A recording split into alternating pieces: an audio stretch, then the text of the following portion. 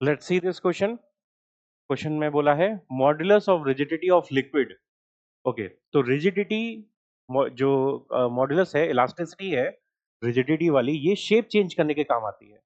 और फ्लूइड्स में शेप, ऊपर की सरफेस कुछ होती नहीं ना, लिक्विड्स में गैसेस में, तो ये सिर्फ सॉलिड्स की प्रॉपर्टी है। सॉलिड्स के लिए ही हम शेप चेंज की बात कर सकते हैं। लिक्विड्स में हमें शेप चेंज करने के लिए कोई फोर्स लगाने की जरूरत नहीं है, वो खुद ब खुद चेंज हो जाता है। Same for gases. तो रिजिडिटी गैसेस और लिक्विड्स में काम नहीं करती, फ्लूइड्स में काम नहीं करती। इसके लिए इसकी वैल्यू 0। हमें कोई भी यहाँ पे फोर्स या स्ट्रेस लगाने की जरूरत नहीं है लिक्विड्स और गैसेस का शेप चेंज करने के लिए। वो ऑटोमेटिकली चेंज हो जाता है, उनकी नेचुरल प्रॉपर्टी है।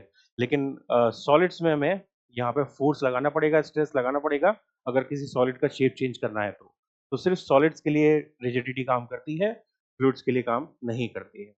तो आंसर इसका सी, 0। और यहाँ पे जो हम कंसेप्ट यूज कर रहे हैं, ये कंसेप्ट है मॉड्यूलस ऑफ रिजिडिटी।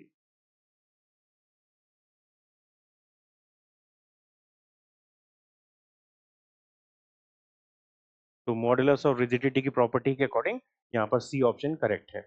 अगर लिक्विड की जगह गैस भी लिखा जाए तब भी आंसर 0 ही होगा।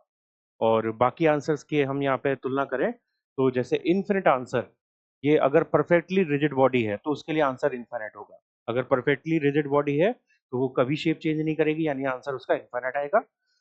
नॉन जीरो कांस्टेंट, ये टिपिकल मटेरियल्स के लिए, कोई भी आप मटेरियल लोगे तो उसके लिए उसकी जो वैल्यू है रिजिडिटी कांस्टेंट की, यानी ईटा से लिखते हैं जनरली इसे, वो कुछ नॉन जीरो कांस्टेंट होगी किसी गिवन टेम्परेचर के लिए।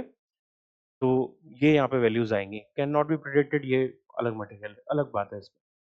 तो यहाँ पर सी ऑप्शन सबसे ज्यादा सेंसेबल है।